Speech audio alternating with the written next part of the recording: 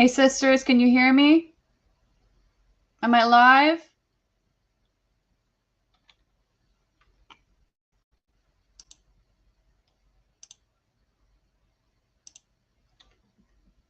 Good day, sisters. Can you hear me? Somebody just comment. Yes, perfect. Welcome to another WLRN live stream. My name is April. I'm coming at you from Northern Ontario, Canada. I am so excited to be here today and to have you all with me. We have a very wonderful event happening down in Philadelphia, Pennsylvania. This is actually sponsored by Women's Declaration International. It's part of their 2023 Gender Abolition Tour, and they're down in Philly, PA, down at the People's Plaza. So there's a little bit of disturbance going on there right now, but I'm going to try to go live. We'll see what's happening, and maybe they're going to be ready to start talking to you, and I'm going to turn it over to them. Hello, sisters.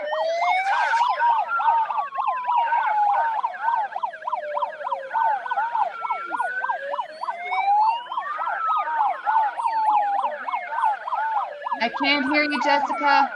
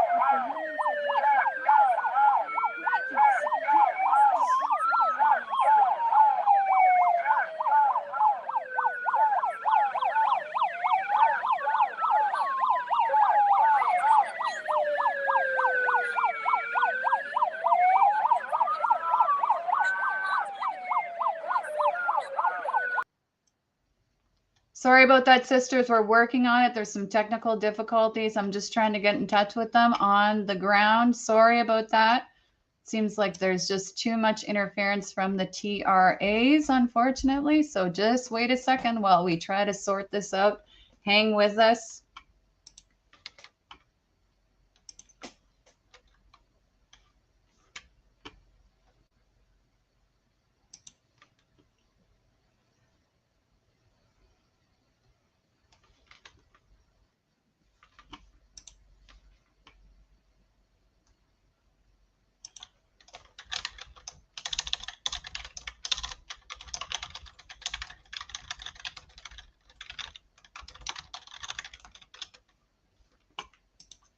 Sorry, sisters, this is what happens whenever you're live, right? Right?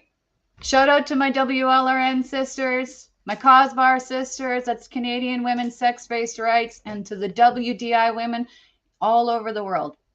Shout out to you. With him.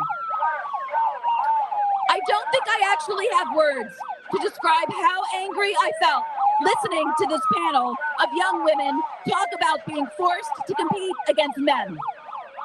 It's one thing to read about how Kylie Alons, a swimmer from NC State who competed against Will Thomas in the 2022 NCAA championships, chose to change in a storage closet rather than having to strip naked in front of Thomas, who was allowed to be naked in the women's locker room.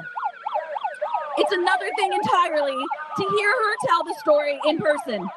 I'll do my best to explain the experience of listening to these women tell their stories, but nothing can really quite capture the rage I felt during the panel.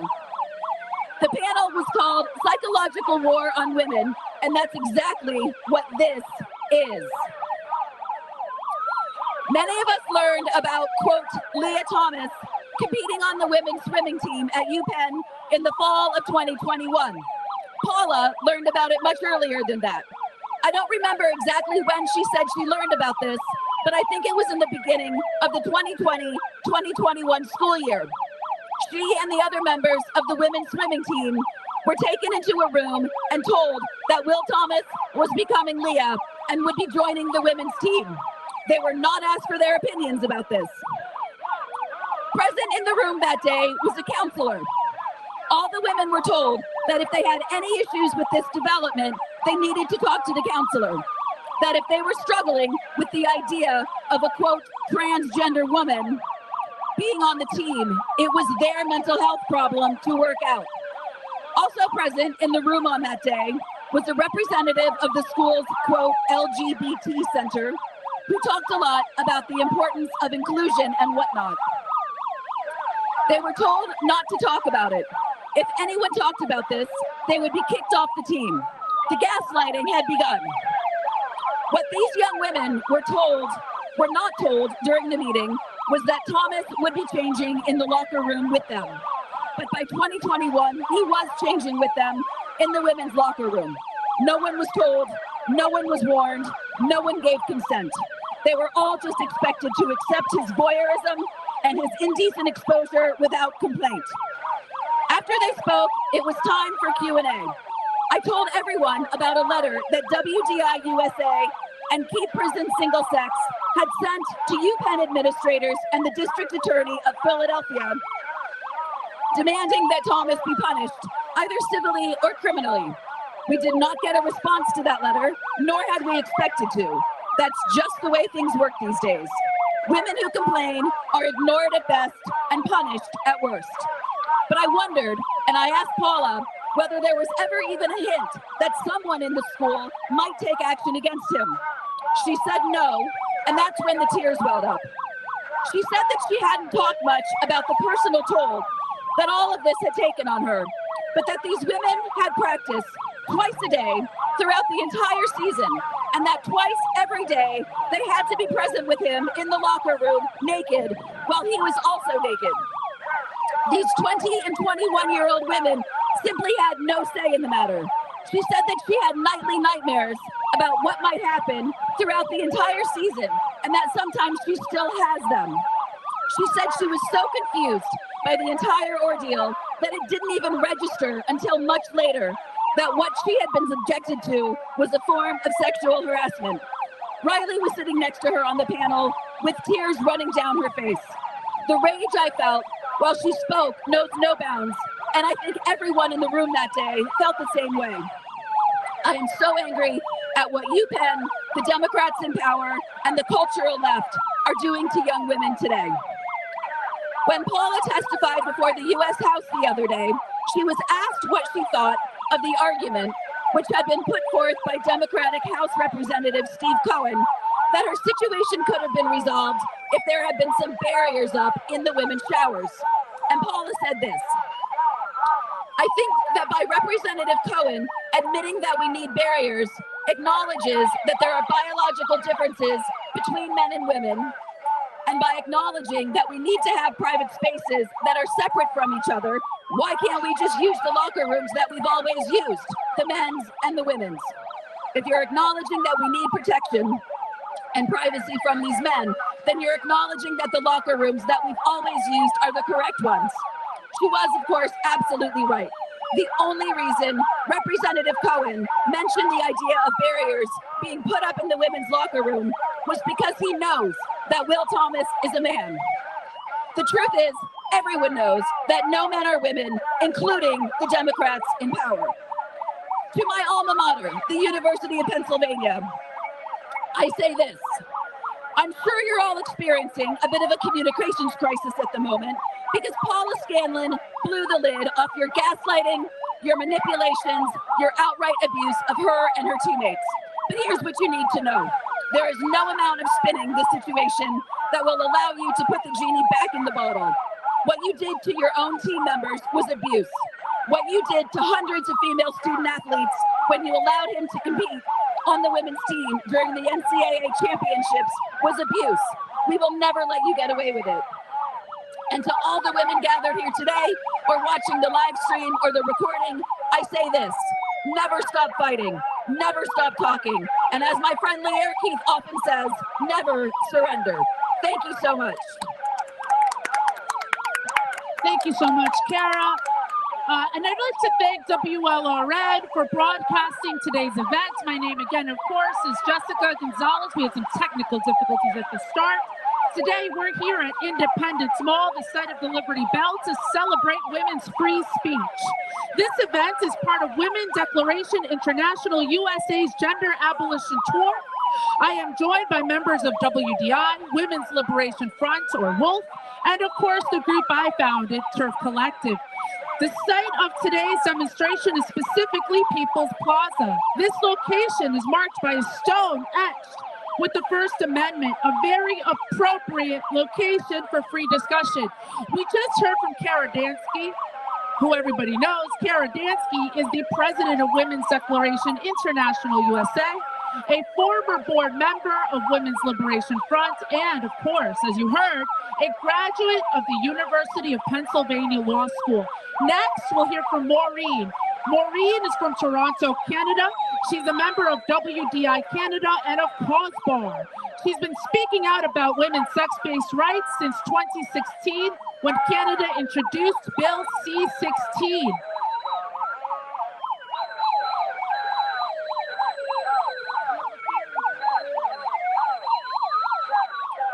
My name is Maureen, and I've come to Philadelphia as a Canadian woman to speak freely on the issue of sex. As I stand here today on these hallowed grounds, the birthplace of the Declaration of Independence, the irony is not lost on me that I'm in another country to say what I fear to say in my own. In Canada, under Bill C-16, an act to amend the Canadian Human Rights Act, the criminal code was changed to extend the protection against hate propaganda set out in the act to any section that is distinguished by gender identity or expression. In other words, we in Canada can be charged with a hate crime for correctly sexing someone. I am an adult human female. I have given birth to two precious children. I am in awe of the female body and what it can create and grow. No hormones and no surgeries will ever enable a man to do the same. It is not #BeKind to participate in this lie. In fact, I profoundly believe that the kindest thing we can do for children is to just let them be. No one can change sex. Men are not women and can never be. There is no such thing as a trans child because no one is born in the wrong body.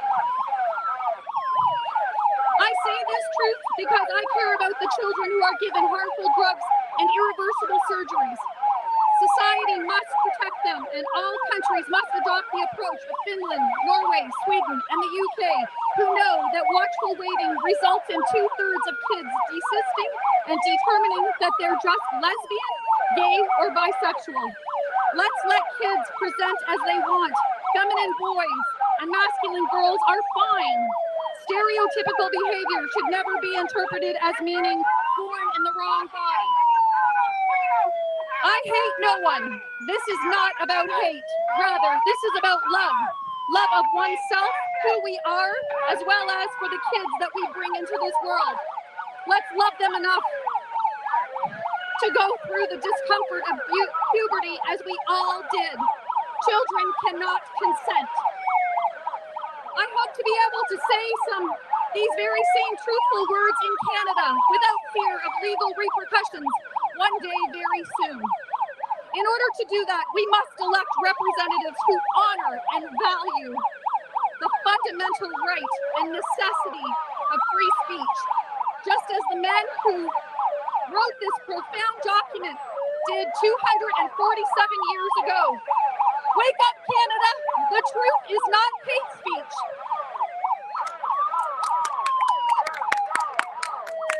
Thank you so much, Maureen. So as you can see, probably detect from this live stream, it's really quite noisy here. Luckily, we're able to get through our program successfully. We're not being bothered. The Philadelphia Police Department has made it so that we have the right here to exercise our free speech on a permitted area. And so they're on the periphery, they're being noisy, but we're unmolested as of yet. Next, we have Lauren Levy. Lauren Levy serves on WDI USA's board of directors. She is the coordinator of its lesbian caucus, and she is on its state legislative advocacy team. Thanks, Jessica. So, the word Philadelphia comes from Greek. It means brotherly love. What does it mean to be brothers? Who's a brother and who's not? In modern society, a brother is family with the other brothers. Brothers may or may not be equal to each other in power, but as a group, they are the family. They run the family and the tribe and the nation. The fathers are brothers too, and so are the sons. A brother is any member of the male sex, and the word was never meant to include sisters or mothers or daughters. This was not an oversight. We sisters and mothers and daughters can never be brothers, because being a member of the male sex class is the only route to fully recognize humanity, full civil rights, and full citizenship. There are no exceptions. An individual man may try to treat a woman as a full brother, but the other brothers will not honor that. Sister is in no way the female equivalent of brother, any more than queen is the female equivalent of king. In fact, the greatest threat to brotherhood would be true sisterhood. This becomes apparent when you look at how the brotherhood treats lesbians. That women whose primary love and loyalties are to other women without the conflict of heterosexual affection. The brotherhood cannot afford to tolerate that. It violates the most basic rule of the brotherhood, that men must come first in the hearts of both men and women.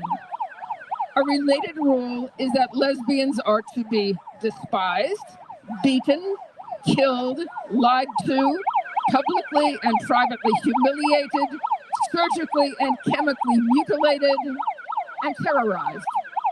Enforcing all of that is not only seen as good fun, but also a righteous crusade and an erotic adventure. It is a civic duty and it is pornographic fun. So, the Brotherhood has established this taboo. Lesbians must not gather in public together and be visible as lesbians unless they are being humiliated. Lesbians must not ever be visible, but if they are visible, they must be shown being miserable or literally being tortured, as in the lesbian porn genre, being gleefully punished for the sin of prioritizing women and not men. There is no subset of the Brotherhood that tolerates lesbians, although a few individual men may.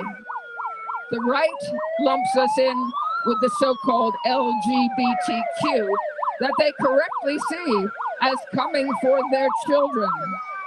Meanwhile, the left has actually teamed with the LGBTQ and is in fact coming for a whole generation of young lesbians.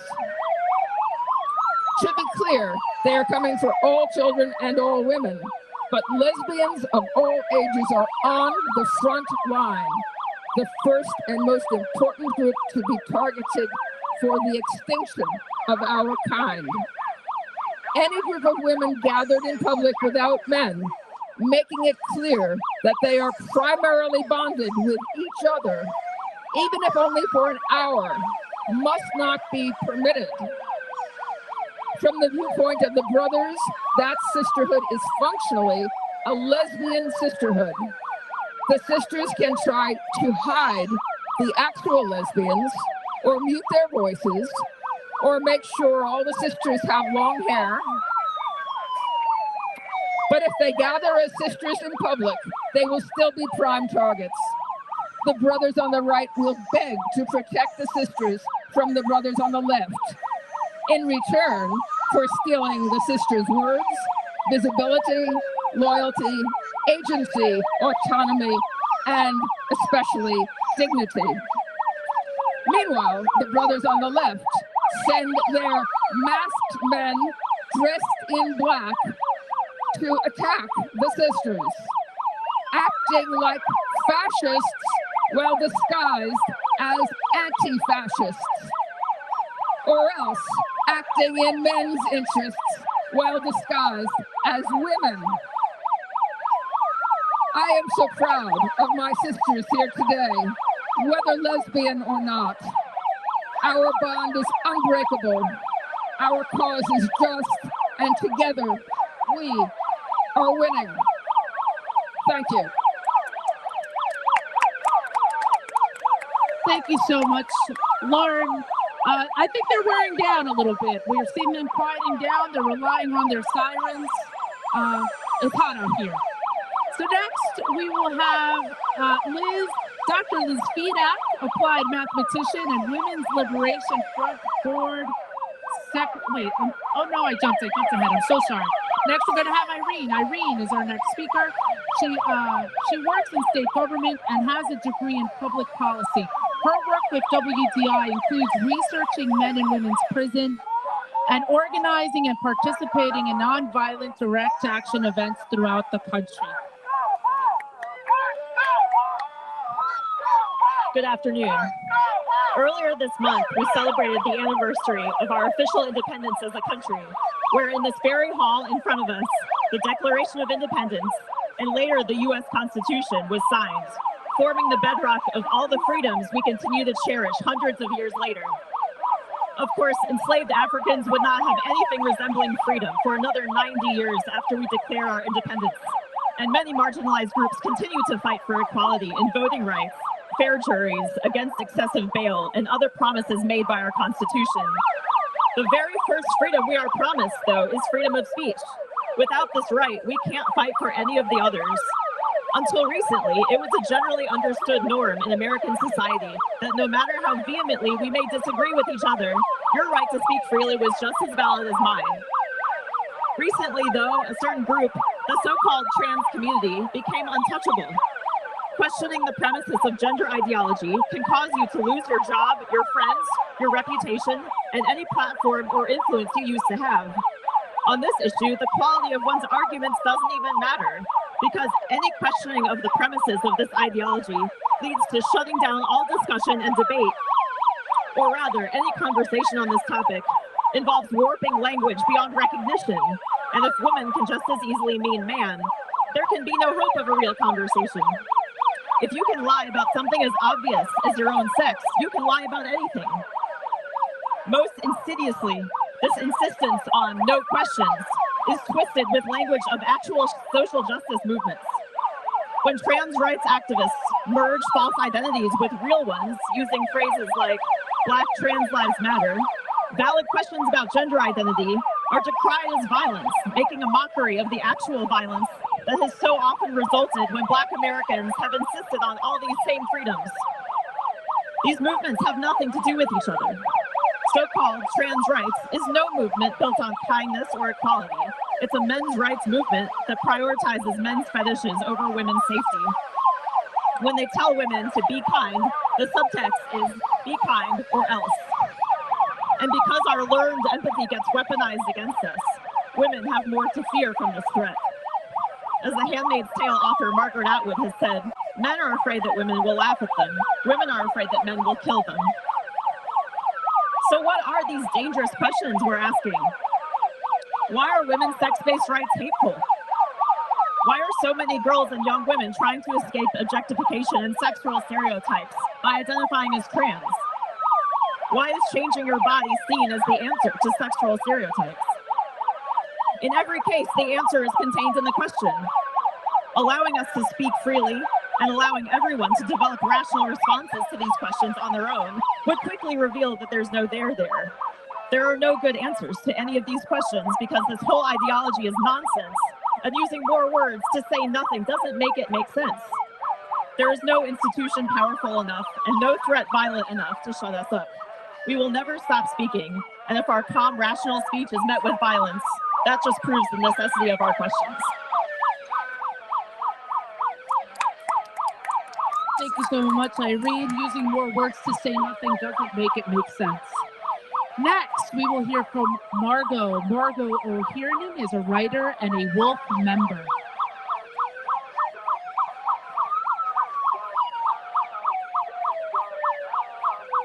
Imagine a healthy body weakened, an adolescent mind losing its edge.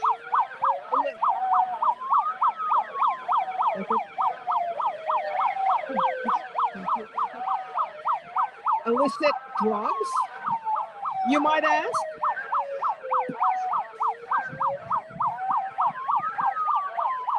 Or a terrible disease that has crippled a young life?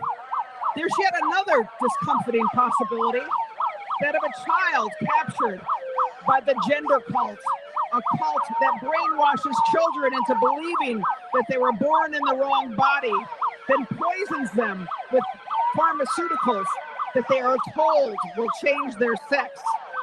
The number of children who believe they are born in the wrong body has exploded.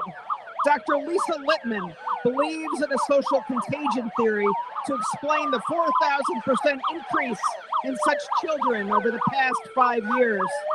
According to Littman, girls especially have been swayed by peers or social media to assume an opposite sex identity. 300,000 minors in the U.S. claim such an identity. This is transgenderism, the cult-like phenomenon cloaked in the righteous rhetoric of a civil rights movement.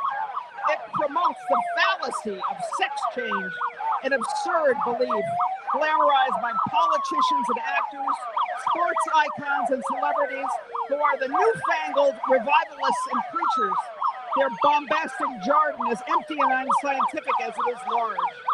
It holds that a muscle-bound man clad in a sports bra represents trans women who suffer for a lack of human rights. But the real women are the real victims are children, their bodies maimed, commodified, and used to promote an ideology that turns reality on its head. Gender hucksters in a worldwide nexus of NGOs and corporate behemoths have capitalized on the West's apathy toward marginalized groups. Enter Big Pharma, which rarely misses a chance to retrofit an old drug to a new malady. Lupron is such a drug. It is a powerful compound that shuts down hormone production in men and women. When it's used as an end-stage prostate cancer treatment no longer turned a profit, it was repurposed as a treatment for endometriosis and precocious puberty. Today, Lupron is a profitable drug because of its resurrection as a puberty blocker, the first-line treatment in children who believe they were born in the wrong body. As a so-called treatment for these children, Lupron shuts down puberty. Lupron, though, has an ominous past, an alarming list of adverse effects, including an increased risk of diabetes and cardiovascular disease. Bone loss in adolescence is a documented effect of treatment that can lead to early osteoporosis. Lupron might even affect brain structure in youths, potentially lowering IQ. Though not FDA approved for use as a puberty blocker or subjected to trials to show its efficacy in these troubled youth, it is routinely prescribed off-label to children in more than 100 gender clinics in the U.S. The media props up the lie that Lupron is safe in these children, but the truth is surfacing.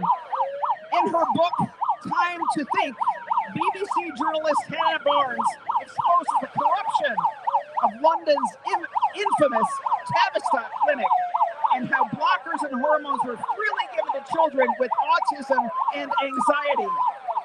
In February, Missouri whistleblower Jamie Reed submitted an affidavit to the Missouri Attorney General's office, which shook the world of this false medical model with her claims that parents were coerced into allowing their children to be given these toxic drugs. Meanwhile, Norway and Sweden, the UK and France have suspended the casual use of these dangerous drugs in favor of psychotherapy. In the US, at least 18 states have passed laws preventing the destruction of children's sexed bodies. Yet despite mounting evidence that this dangerous drug is part of the biggest medical scandal in recent times, others, California and Minnesota, have stubbornly ramped up their defense of such cruel treatment. New Mexico Governor Grisham recently signed a bill permitting so-called gender treatment without parental consent. Grisham and her ilk continue to promote the corporate gender pharmaceutical complex. In the end, though, they are bound to a crippling legacy, a generation of children whose minds and bodies are maimed by the repercussions of a false ideology, one that suspends scientific belief in favor of a medical scam.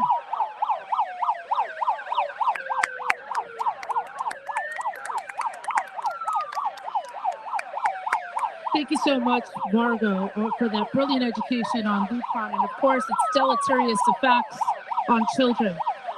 Next, we will hear from Dr. Liz Fedak, mathematician, applied mathematician, and Women's Liberation Front Board Secretary. Liz. I'm so proud to be standing here among all these wonderful women today. You're probably wondering how I got here. So my whole life, I trained to be a mathematician. When I was 5, I was handed a piece of paper, and instead of drawing, I started with 1 and kept adding numbers to themselves to generate the powers of 2. I lay awake at night, deriving number identities, because math was what I loved. When I was older and learned firsthand about the violence women face in our society, it became my salvation. Math at its core is about determining what is true and why. If you were sexually assaulted more times than you can count and told it is your fault, you need to develop the critical thinking skills to realize you were lied to. As a girl, math was about having fun. As a woman, it was about survival. Every hurdle I faced on my way to becoming a mathematician, I kept going. I was driven by my love of the discipline. I had dreams of being in a community of people who cared about math as much as I did, who understood the value of putting truth above ego and surrendering to something larger than yourself. What I learned instead was that I wasn't welcome, but that did not deter me. Till I met one man. I'll call him Matt because that is his name. Matt wanted to be a woman. Matt was obsessed with lesbians. Every conversation was about lesbians and porn, anime, lesbian anime porn. At work, he asked what kind of porn I watched. He got a prescription for estrogen and came to my office to describe what it did to his body. He grabbed his breasts and genitals in front of me. That is when my husband asked the question, where does this man's understanding of femininity come from? That's obvious. Porn, anime, video games. That's when I saw this was not a vulnerable person in distress. This was a man so obsessed with lesbians he pretended to be one, and he roped me into playing along. I felt dirty and used. Once I realized what he was doing, my first thought was, I have to warn the women in my department. I begged the Title IX office to warn my female colleagues that using his preferred pronouns was playing into his fantasy. They couldn't. All they could do was have a talk with this man about boundaries. That's when I realized 2 things that would change the course of my life. One, that academia was not what I needed it to be. When people in power dismiss ideas because they come from the mouth of a woman, that is not a system based on truth. When supposed experts in logic can't tell that a woman is anyone who feels like a woman, is circular. There is something rotten at the core. And 2, that this is not about me. I almost achieved my dream, but I have met so many other industrious, resourceful, brilliant women who never got properly credited for their minds. In order to stand by what I believe, which is truth and nonviolence, I had to stand by them. I lost the career I trained my whole life for, but I ended up where I needed to be, defending the rights of women, all women. Which brings us to the biggest lie the gender ideology movement has told us, that we are not allowed to speak. that only bad things will happen if we stand up for ourselves, that we will lose our jobs, our friends, our communities, and there will be nothing left for us. That's not true. That has never been true. As any abuse survivor will tell you, the only way out is through. As long as patriarchy has existed, there have been strong women willing to resist it. Through every generation, there have been heroines willing to look into their sisters' eyes and help them realize their worth. Women, there has never been a better time to speak up. We are reaching the end game. Manipulative ideologies start to fail when the liars believe their lies. By standing strong and proud in solidarity with our sisters, we can restore the missing piece of the story. Here are some things we are allowed to say. The word woman belongs to us, women. It is never meant to take. We are discriminated against on the basis of our sex. We are allowed to advocate for women. We are allowed to center women. Feminism is not for everyone. Feminism is for women. And men are not women. And above all, we are allowed to say the most important word in the English language. No. This is our movement. This is our space. No more. Get out.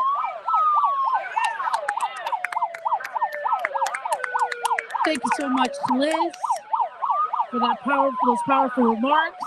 Last, but certainly not least, we have the brilliant Lear Keith.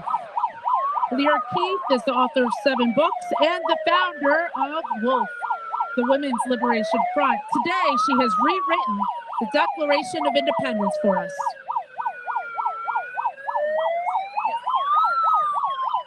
When in the course of human events it becomes necessary for one people to dissolve the bands which have connected them with another, a decent respect to the opinions of others requires that they should declare the causes which impel them to that separation. We hold these truths to be self-evident, that all men and women are created equal, that they are endowed with certain unalienable rights, that among these are life, liberty, and the pursuit of happiness. But when a long train of abuses and usurpations reduces them under absolute despotism, it is their right, it is their duty to throw off such despots and to provide new guards for their future security. Such has been the patient sufferance of women, and such is now the necessity which constrains them to alter their former loyalties.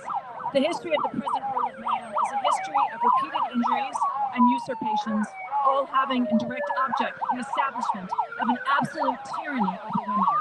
To prove this, let facts be submitted to a candid world. He has refused our humanity and our human rights. He has reduced us to objects for his use and abuse, and he has used us most cruelly and further enjoyed that use. Globally, there are 60 million child brides, 200 million survivors of FGM, and 126 million girls aborted for being female. The word for this is war. If these numbers aren't just background noise, the inevitable, unremarkable actions of everyday men taking what is theirs, but actual crimes done to human beings. More? That's okay. If women are political subjects with inalienable rights, then there is a word for harm at this scale. War fits, but men scoff when I say it. Fine, but I would like to know what else to call it. The last unbearable outrage is that he has declared that women do not exist, neither in law or fact, that a woman is a feeling that a man might have, not an integral being with her own sovereign rights and purpose. And hence, he has quartered large bodies of men amongst us in our most vulnerable spaces, in hospitals, in bathrooms, and in prisons, with predictable and grievous results to the women stationed there. The thing that never happens keeps happening. In sum, he has plundered our bodies, ravaged our children, burnt our foremothers, and destroyed the life of our planet. He is at this time creating large armies to complete the works of death and desolation and tyranny, already begun with circumstances of cruelty and perfidy, scarcely paralleled in his most barbarous ages, and totally unworthy of both common sense and common decency. In every stage of these oppressions, we have petitioned for redress in the most humble terms. Our repeated petitions have been answered only by repeated injury. A man whose character is thus marked by every act which may define a tyrant is unfit to be a friend, a father, a citizen, or a legislator amongst free people. Nor have we been wanting in intentions to our sisters. We have warned them of attempts by men to extend an unwarrantable jurisdiction over us. We have reminded them of the circumstances of our history and our current common condition, namely a condition of war. We have appealed to women's native justice and magnanimity to disavow the despots, the despoilers, and the pretenders. They too have been deaf to the voice of justice and consanguinity. We must therefore acquiesce in the necessity of defending women without them until the day must come when they throw off the yoke of loyalty to despots and join us. We therefore, the representatives of women and girls everywhere, do solemnly declare that all women ought to be free and independent beings, that they are absolved from all allegiance to men, their political parties, and their governments, and that as free and independent women, we have full power to defend ourselves, our bodies, our children, and our planet from the despotism of men. And for the support of this declaration, with a firm reliance on the protection of divine sisterhood, we mutually pledge to each other our lives, our fortunes, and our sacred honor. Thank you so much, Leanne. Thank you all the speakers. Thank you to everyone watching on the live stream. April, thank you so much for producing today's event. Thank you to WLRN for all the work it does to archive the radical feminist movement. And again, thank you for broadcasting today's event. We appreciate all the support we've received from sisters all around the world. This concludes today's very successful program. Thank you so much for joining. Never give up.